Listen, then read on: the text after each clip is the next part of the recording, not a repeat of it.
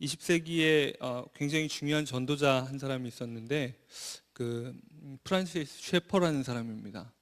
서구 사회에 계속 하나님이 안 계시다고 생각하고 과학을 우상으로 삼아서 그렇게 회의 속에 빠져 있는 그 유럽의 많은 젊은이들, 유럽뿐만 아니라 서구에 있는 젊은이들을 대상으로 해서 라브리라고 하는 한 가정과도 같은 공동체를 이렇게 개설해 놓고 그곳에서 마음껏 진리에 대해서 질문하고 토론하고 대화할 수 있도록 장을 열어줬습니다. 그야말로 하나님을 찾고 하나님을 발견하고 하나님이 어떤 분이신가를 알아가기에 가장 적합한 환경이 바로 가정 공동체와 같은 환경이라는 겁니다. 그런데 함께 프란시스 셰퍼와 함께 그 라브리 공동체, 가정적인 공동체를 일구어갔던 부인 에디스 셰퍼 여사가 가정이란 무엇인가라는 책에서 몇 가지로 가정을 비유를 했습니다. 그 비유 중에 첫 번째 비유가 움직이는 모빌입니다. 모빌. 끊임없이 가정이 이렇게 흔들리고 그리고 균형을 추구하지만 끊임없이 변한다는 겁니다. 아이들이 자람에 따라 변하고 끊임없이 변하고. 사실 이 모빌이라는 이미지를 보면서 정말 그런 생각이 들었습니다. 가정처럼 맘대로 안 되는 게 없구나. 그렇죠? 모빌이 맘대로 됩니까? 모빌이 맘대로 균형을 맞추는 거 보셨습니까? 그렇지 않습니다. 이렇게 맘대로 안 되는 것이 이 가정입니다. 그런데 이 가정을 하나님께서 만드시고 또 축복하시고 이 가정을 통해서 하나님의 뜻을 이뤄가기를 원하셨습니다. 그런데 잘 둘러보면 한 가정에 대한 책을 쓴 한 저자는 이렇게 얘기해요. 고대로부터 가정에 대한 그 유명 인사들의 이야기들을 좀 건질만한 것이 있는가 이렇게 쭉 모아봤더니 가정에 대해서 좋은 얘기를 한 사람이 손에 꼽을 만큼이랍니다. 가정을 지옥에 비유하고 가정이 도대체 왜 이렇게 됐을까요? 하나님께서 우리에게 원하시고 만드신 그 가정은 이런 모습이 아닐 텐데 정말 뜻대로 안 되고 고통스럽고 힘들고 한숨 쉬고 우리 혹시 어쩌면 이럴지도 모르겠습니다.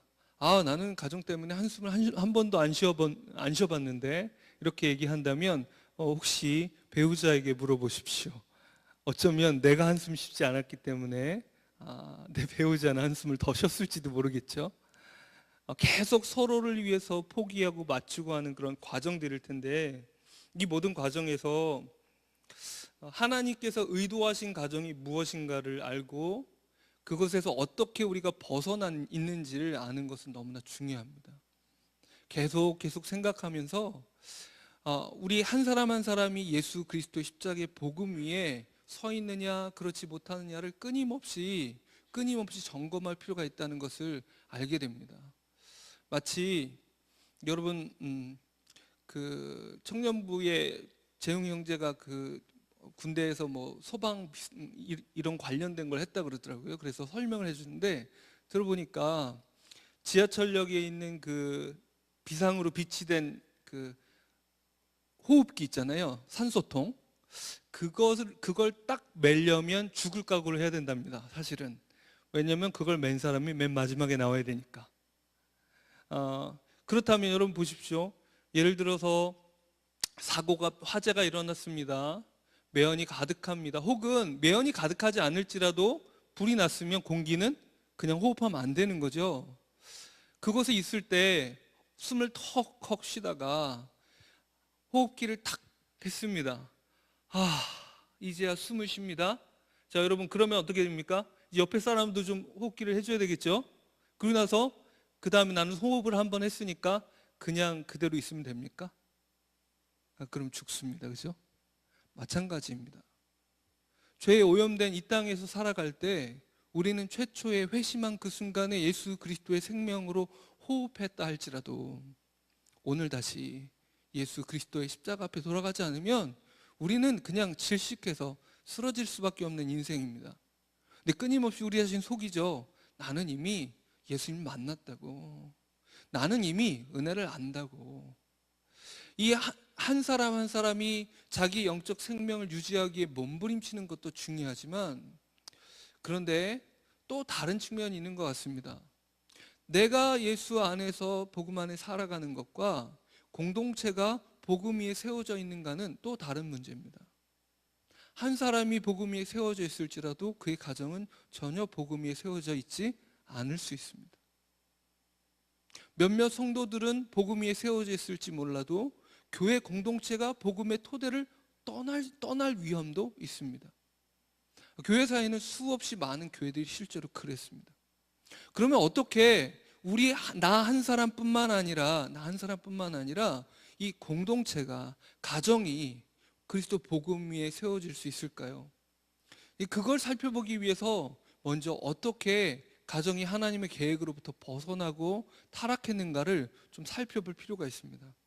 오늘 본문 말씀은 가정의 타락이 어떻게 이루어지는지, 죄의 지배를 받게 되는 그 가정 안에 어떤 일이 일어나는지를 자세히 들여다보게 해줍니다. 오늘 하나님께서 11절에 누가 너의 버섯음을 내게 알렸느냐, 내가 내게 먹지 말라 명한 그 나무 열매를 네가 먹었느냐. 아담이 선악을 알게 하는 지식의 나무의 열매를 먹었습니다. 이 선악과 선악을 알게 하는 지식의 나무의 열매, 그 열매를 먹는 즉시로 하나님과 같이 될 것이다 라는 거짓 약속을 얻게 됩니다. 그리고 그 거짓 약속대로 하나님과 같이 된 것이 있었는데, 그것은 무엇이냐면 선악의 기준이 자신이 된 것입니다. 자기가 기분이 좋으면 좋은 것이고 자신이 싫으면 나쁜 것입니다. 여러분 10대 아이들을 보면서 어떠십니까? 그냥 애들이 기분 좋은 게 좋은 거고 자기 마음에 안 들면 나쁜 거인 그 삶을 너무 현격하게 그냥 그 느껴지는 대로 행동으로 옮기는 그 삶을 볼 때 어떠십니까? 한심스러울 수도 있고 안타까울 수도 있는데, 바로 그 삶을 우리는 하나님 앞에서 선택한 겁니다. 그 이후로 우리의 공동체 안에 하나님께서 맨 처음에 우리에게 창조 때에 축복으로 주신 그 모든 것들이 하나하나 정반대로 저주로 변해가는데, 첫 번째 저주 중에 하나는 물론 하나님과의 관계입니다. 근본적인 하나님과의 관계가 틀어지자마자 그 안에 수치와 두려움이 찾아오기 시작합니다. 하나님을 향해서 달려가는 인생이 아니라 하나님을 피해서 도망치는 인생이 됩니다. C.S. 루이스는 천국과 지옥의 이혼이라는 그런 책에서 지옥 비유하기를, 소설입니다. 그 책이 비유하기를, 지옥에는 여러 빗장 문이 있는데 맨 안쪽 문은 안에서 걸어 닫는 문이다. 무슨 의미인지 아시겠어요? 지옥에 갇힌 게 아니라 자기가 자기 스스로를 가둔 것, 하나님을 보고 싶지 않은 겁니다. 그 공의의 하나님을 볼 수가 없는 거예요. 아담이 맨 처음에 직면했던 이 두려움이 그 지옥 가운데 있는 그 사람에게 있어서 하나님의 임재를 견딜 수 없는 그 마음이 스스로를 하나님으로부터 달아나게 한다, 이렇게 표현하는데, 아담이 이렇게 두려워 떨며 이렇게 벌거벗음을 깨닫고 이렇게 있습니다. 그때 하나님이 책임을 물으십니다. 너 선악과를 따먹었냐? 물으실 때 여러분, 하나님 앞에서의 그 모든 두려움과 그리고 그 수치심, 이것 뒤에 곧바로 따라오는 것이 무엇이냐면 책임 전가였습니다. 12절 한번 읽어보겠습니다. 시작. 아담이 이르되 하나님이 주셔서 나와 함께 있게 하신 여자, 그가 그 나무 열매를 내게 주므로 내가 먹었나이다. 누구 책임입니까? 누구 책임이래요? 하와 책임이라 그러죠. 근데 좀 더 자세히 읽어보시면 그 여자를 누가 주셨다고요? 하나님이 주셔서 나와 함께 있게 하신. 애초에 원인이 누구한테 있다고 주장하는 겁니까? 하나님 때문입니다 라고 주장합니다. 그저 자기의 아내에게 책임을 돌릴 뿐만 아니라 하나님께 그 책임을 돌리고 있습니다.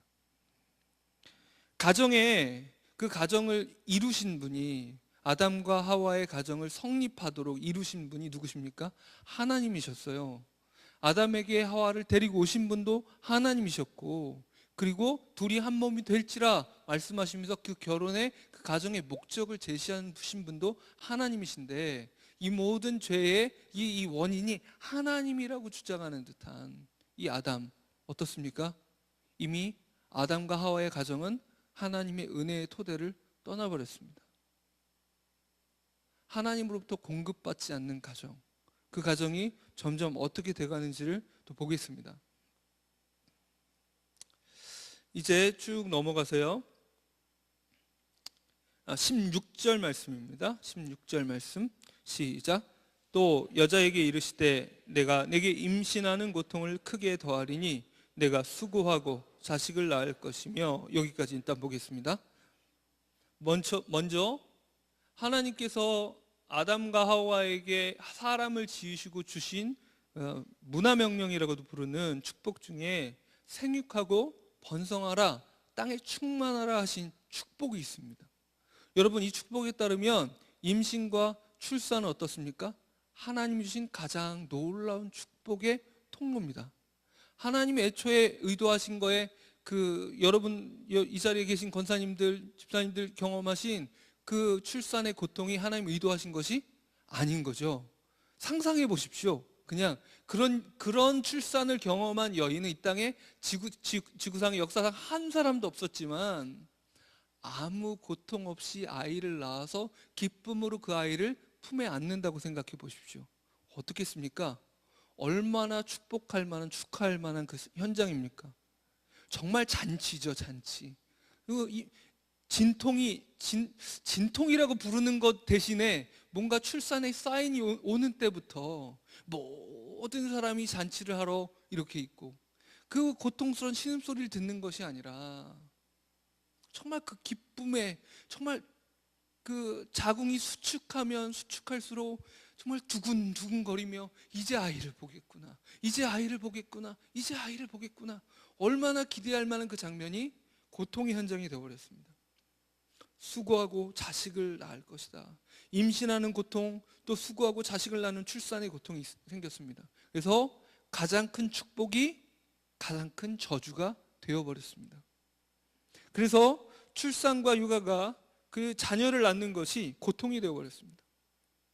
그뿐만 아니라 그 하반절 한번 읽어보겠습니다. 너는 남편을, 시작. 너는 남편을 원하고 남편은 너를 다스릴 것이니라 하시고. 이때 이 가정 가운데 들어온 것이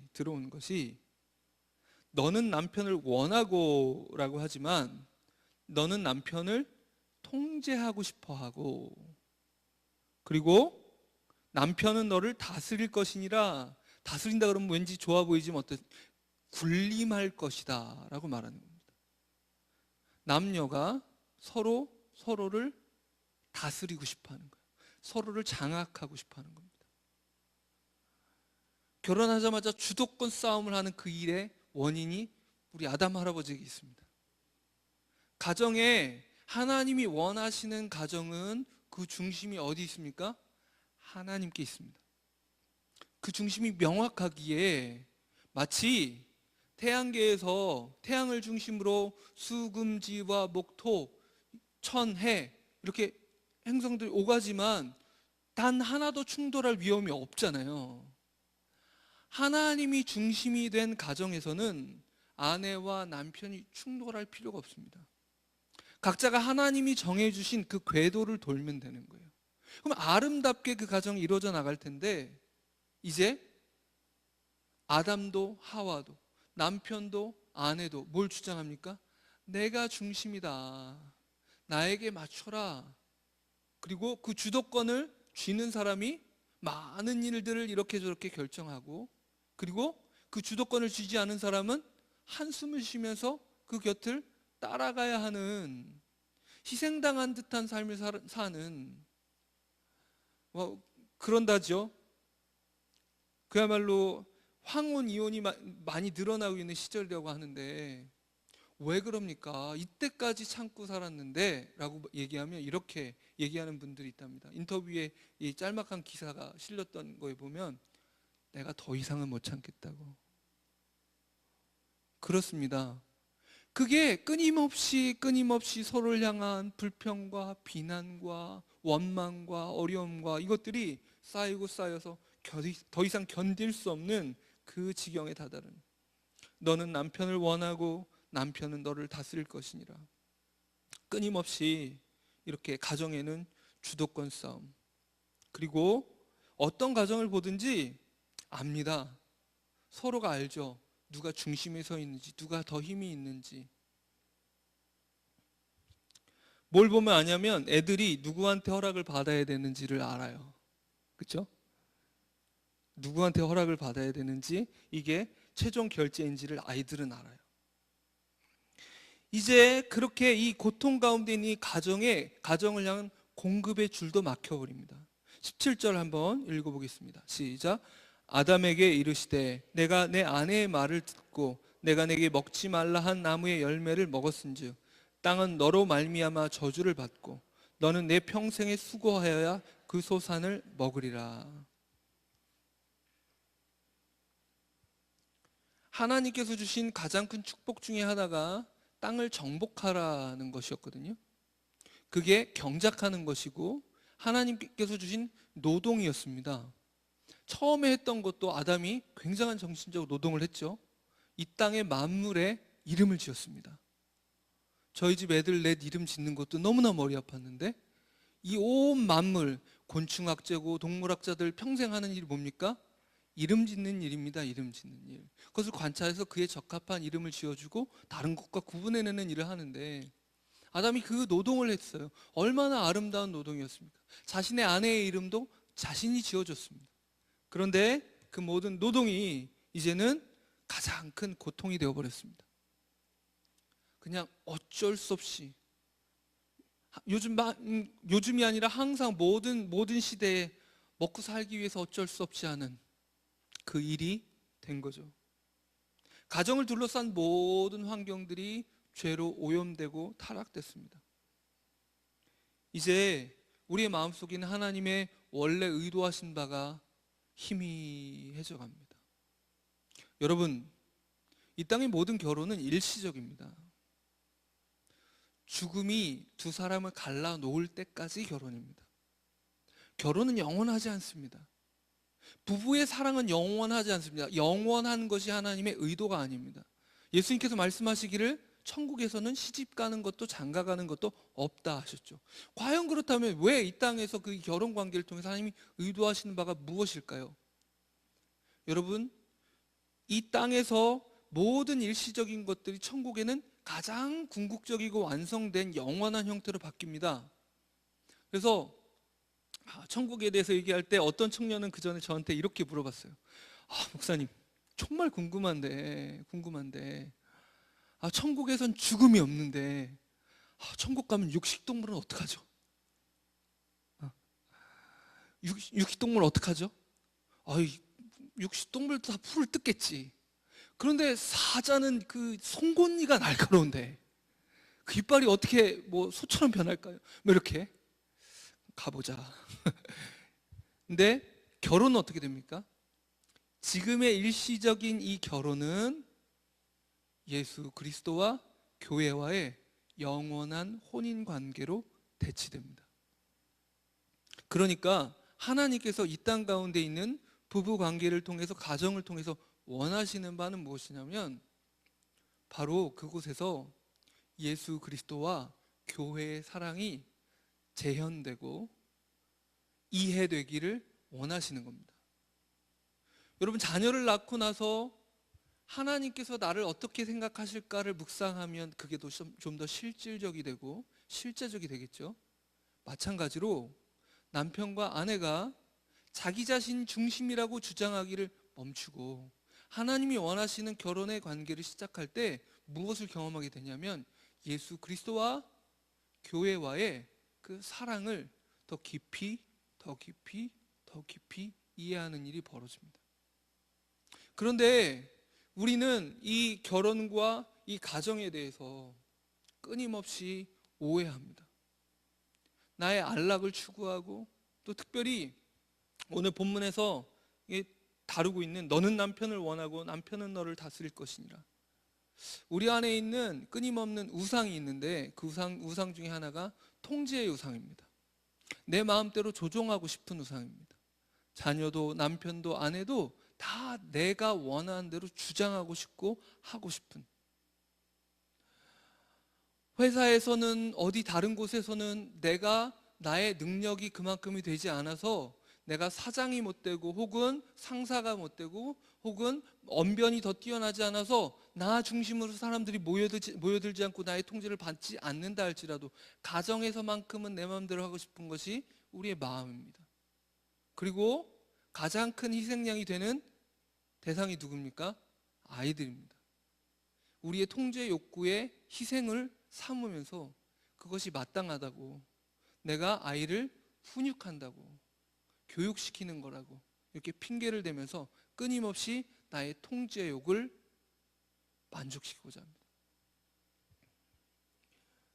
저도 여러분도 얼마나 많은 통제욕 속에 우리의 가정 가운데 죄를 뿌리내리는 삶을 살아오셨습니까? 우리는 우리 가정 가운데 내가 내 마음대로 하기 위해서 망가뜨려 놓은 것들에 대해서 돌아보아야 합니다. 그리고 그것을 하나님 앞에 후회해야 합니다. 내 마음대로 하면, 내 뜻대로 하면 우리의 가정이 가장 잘 될 것처럼 그렇게 착각합니다. 아내와 남편이 자녀를 양육하는 것에 있어서 교육 철학이 다르다고, 이렇게 하자고 저렇게 하자고, 왜 그럽니까? 내 뜻대로 내 말대로 하면 되는데 당신 뜻대로 하니까 이렇게 안 된다고 얘기하고 싶은 그런 마음이 들거든요. 결국 내 뜻대로 되면 됩니까? 안 됩니다. 나의 뜻대로 된다고 해서 선한 것이 이루어지지 않습니다. 이미 선악과를 따먹은, 선악을 알게 하는 지식의 나무를 먹은 이 인생은 내가 선과 악의 중심이라고, 내가 보는 게 선이고 네가 보는 것이 악이라고, 나를 따라와야 한다고 끊임없이 이야기하고 싶어 하는 겁니다. 제가 어떻게 이 설교를 할 수 있겠습니까? 제가 저지른 일을 고백하면서 이렇게 하는 거죠. 우리가 이 가정을 보면서 다시 한번 하나님 앞에 이 시간 기도하기를 원합니다. 여러분, 정직하게 우리가 어떻게 가장 큰 죄를 가정 가운데 저질러 왔는지에 대해서 나의 고집과 내가 보는 것이 선이라고 주장하고 싶은 이 우둔한 마음이 하나님의 선을 분별하지 못하고 하나님이 중심 되심을 인정하지 못하고 이렇게 살아왔는지에 대해서 돌아보고 함께 기도하는 시간을 좀 가졌으면 좋겠습니다. 죄의 지배를 받는 가정이 아니라 예수 그리스도의 지배를 받는 가정이 되기 위해서 우리가 어떻게 해야 되겠습니까? 저는 자녀들을 키울 때 좀 그래도 신앙 교육을 시키고 훈련을 시키기 위해서 애써야지, 그래도 내가 주일학교를 담당하는 교육자인데 하는 생각들을 가졌습니다. 그런데 자세히 돌아보니까 이렇게 율법적인 자녀 양육이 없더라고요. 내가 원하는 규칙인 거예요. 신앙생활이 하나님과의 깊은 관계가 아니고요. 하나님과의 관계면 어떻게 돼? 초대해야 됩니다. 자녀를 초대해야 되는데, 너 예배드리는데 일로 안 와? 익숙한 표정이 나오지 않습니까? 윽박지르고 억압하고 통제하고, 혹은 정반대이기도 합니다. 네가 알아서 해야지 뭐. 전혀 책임지지 않는 마음. 이 양 극단 사이를 오가면서 정작 하나님이 원하시는 그것을 하지 못하는 저를 보았습니다. 우리가 우리 가정을 놓고 오늘 한번 기도하기를 원합니다. 함께 먼저 십자가 앞에 우리 자신이 섰으면 좋겠습니다. 만왕의 여왕 내 주께서 찬양하면서 우리 함께 찬양할 때, 주님, 저를 우리가 아무리 개념적으로 알아도 내 자신이 예수님 십자가 앞에 서 있지 않으면 우리 가정이 회복될 수가 없을 것입니다. 한번